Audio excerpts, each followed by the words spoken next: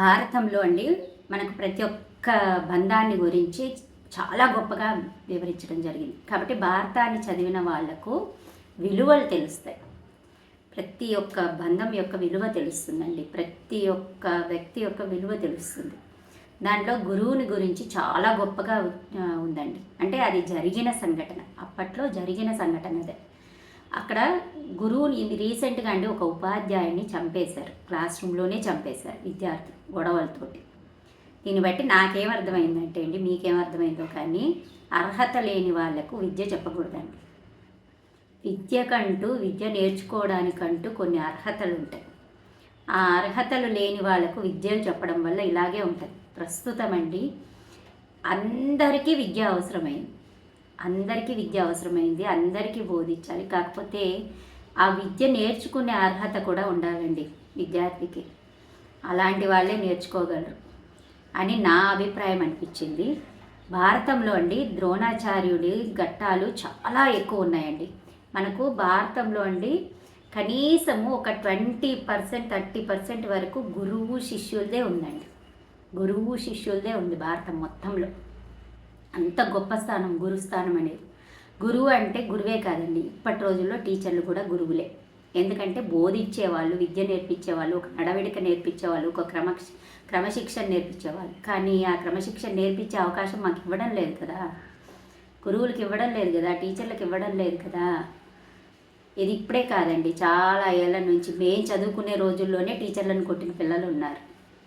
కాబట్టి ఇది ఈరోజు కొత్తగా పుట్టుకొచ్చిన చర్య కాదు. ఎంతోమంది లేడీ టీచర్లను యాసిడ్ పోసి చంపేసిన విద్యార్థులు ఉన్నారు. అవన్నీ బయటికి రాలేదు. కాకపోతే ఇది ఒకటి బయటకు వచ్చింది. ఇంకా భారతంలో అండి ద్రోణాచార్యుడికి శిష్యులు ఎవరంటే పాండవులు, కౌరవులు అండి. పాండవులు అంటే ఆయనకు అమితమైన అభిమానం. ఆయన కొడుకు అశ్వత్థామ అన్నా కూడా అంత ప్రేమ లేదు. అందుకని ఆయనకేంటి, ద్రోణాచార్యుడి మీద కోపం వస్తుందన్నమాట. ఎందుకంటే పాండవుల్ని ఎక్కువ ప్రేమిస్తున్నాడు, నేను కన్నబిడ్డ, నేను కూడా విద్యావంతుడిని. అశ్వత్థామ కూడా చాలా విద్యావంతుడండి, చాలా ప్రజ్ఞాశాలి.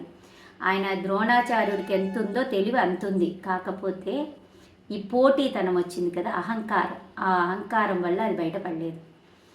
ద్రోణాచార్యుడు కౌరవుల్ని ఇష్టపడేవాడు కాదు. మన భారతాన్ని బట్టి చూసుకుంటే పాండవులు అంటే ఆయనకి ఎక్కువ ఇష్టం అనమాట. ఒకసారి దుర్యోధనుడు అడుగుతాడు, నీకెందుకు అంత ఇష్టము వాళ్ళంటే. మేము కూడా తెలివి కలవాళ్ళం కదా, క్వశ్చన్స్ చేస్తారు కదా పిల్లలు, అప్పట్లోనే క్వశ్చన్ చేసేవాళ్ళు. అప్పుడు ద్రోణాచార్యుడు నవ్వి గమ్ముకుంటాడనమాట. తర్వాత తన భార్యతో చెప్తాడు, ఏమనంటే వంటలు చేసి పెట్టేవాళ్ళు కదా గురుమాతలు, అంటే గురుకులంలోనే ఉండేవాళ్ళు.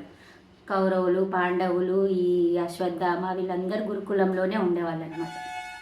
వంటలు చేసి పెట్టినప్పుడు భోజనాలకు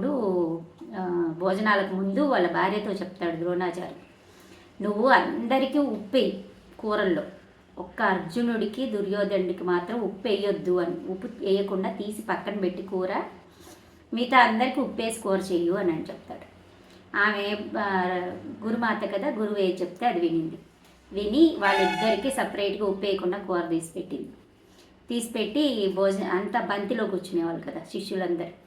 ఆ కూర్చొని తింటున్నప్పుడు వీళ్ళిద్దరికి మాత్రం ఉప్పు లేని కూరని వేస్తే అందరూ మామూలుగా తింటున్నారు. దుర్యోధనుడికి మాత్రం ఉప్పు అనిపించి ఏంది మాత ఇట్లా ఉప్పు వేయలేదు కూరలో, ఎలా తినమంటావు అని అన్నాడు.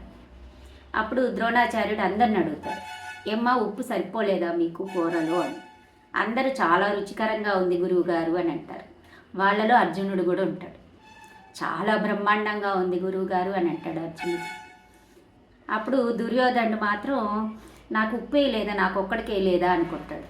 అప్పుడు ద్రోణాచార్యుడు చెప్తాడు, నీకు ఒక్కడికే కాదు ఉప్పు వేయింది, అర్జునుడికి కూడా వేయలేదు. కానీ అది ఏమి తింటున్నానో కూడా గమనించుకోలేదు అర్జునుడు. తన ధ్యాస అంతా ఇక్కడున్నన్ని రోజులు ఆ విద్యాభ్యాసన మీదే ఉంది. అంతేగాని ఉప్పు వేసిందా, ఉప్పు వేసి లేదా అని చెప్పి లేదు. తిన్నది రుచికరంగా ఉంది. ఏది తిన్నా విద్యాభ్యాసం చేసేటప్పుడు అండి మా నాన్నగారు చెప్పేవాళ్ళు, తిండి మీద ధ్యాస, నిద్ర మీద ధ్యాస ఉండకూడదు అనేవాడు. ఆ రెండు లేకపోతే విద్య బాగా అబ్బుతుంది అని చెప్పేవాడు.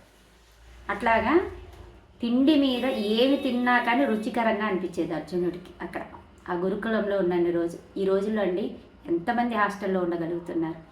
ఎంతమంది పిల్లలు అలిగేషన్స్ పెట్టట్లేదు కాలేజీల్లో. ఇప్పుడండి విద్య అనేది డబ్బు లేకపోతే ఏదైనా గుడి దగ్గర కూర్చుంటే ఒక 10 రూపాయలు 20 రూపాయలు ఎవరో ఒకరు బిచ్చం వేస్తారండి, తీసుకోవచ్చు, డబ్బు సంపాదించవచ్చు, ఎంతైనా సంపాదించవచ్చు, ఏదో పని చేసైనా సంపాదించవచ్చు, దొంగతనం చేసైనా సంపాదించవచ్చు డబ్బు.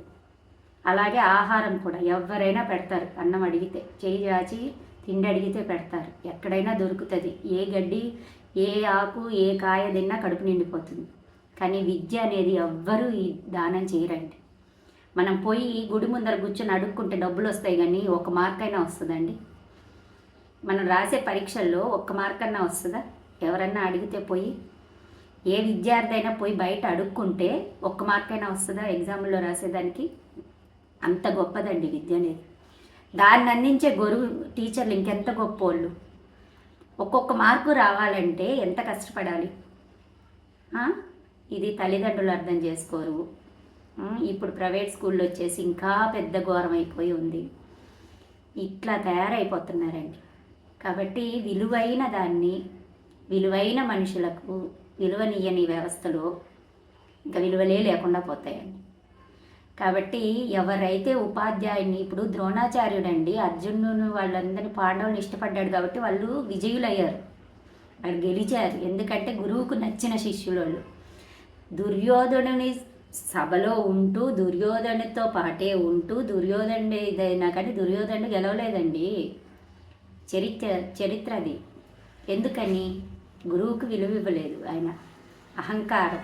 అశ్వత్థామకు కూడా అహంకారం అండి. కన్న తండ్రి అంత గొప్పవాడైనప్పుడు ఆ తెలివిని ఎలా ఉపయోగించుకొని ఉండాలి. కాబట్టి గురువుకు నచ్చిన శిష్యులే పైకి వస్తారు, గుర్తుపెట్టుకోండి. గురువుని నిందించిన వాళ్ళు, గురువుని ఇచ్చేసిన వాళ్ళు ఎప్పటికీ బాగుపడరు. గురువు మీద దురభిప్రాయం ఉన్నా కూడా బాగుపడరండి వాళ్ళు. అది అంతే, అదే ధర్మం, అదే జరుగుతుంది కూడా. కావాలంటే చూడండి, ఓకేనా? కాబట్టి ప్రతి టీచర్కి ఒక రెస్పెక్ట్ ఇవ్వండి. నేను పనిచేసే ప్రతి దగ్గర అండి నాకు రెస్పెక్ట్ ఇవ్వకపోతే నేను ఆ ప్లేస్లో ఉండను. చాలామంది కరెస్పాండెంట్లు నాతో నువ్వు అది ఇది ఒక టైప్లో మాట్లాడితే నేను అక్కడ మానేస్తా. అలా మానేయగలిగిన రోజు నిజమైన టీచర్కి నిజమైన విలువ దొరుకుతుంది. మన రెస్పెక్ట్ మనం కాపాడుకోవాలండి. ఉద్యమాలు చేయాల్సిన అవసరం లేదు. మన విలువ మనం కాపాడుకుంటే సమాజంలో విలువ ఖచ్చితంగా ఉంటుంది. ఓకేనా?